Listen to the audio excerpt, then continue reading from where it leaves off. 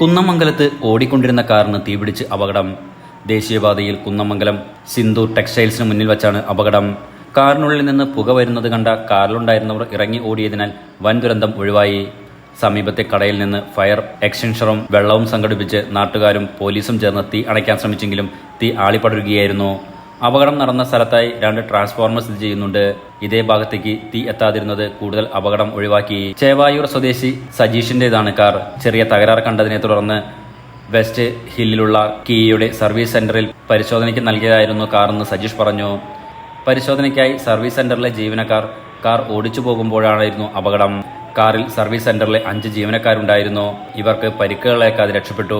Vellimadukunnu fire സ്റ്റേഷനിൽ നിന്നെത്തിയ station officer Robin Varghese, senior SFRO N Bineesh, senior rescue ഓഫീസർമാരായ MP Satheesh, K Aneesh Kumar, E Subin, V Jithin, home guard Suresh Kumar എന്നിവർ ചേർന്നാണ് തീ അണച്ചത്.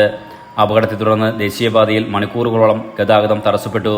Kunnamangalam police station house officer S കിരണിന്റെ നേതൃത്വത്തിൽ പോലീസ് എത്തിയാണ് ഗതാഗതം പൂർവ്വസ്ഥിതിയിലാക്കിയത്. Enlight news, Kunnamangalam.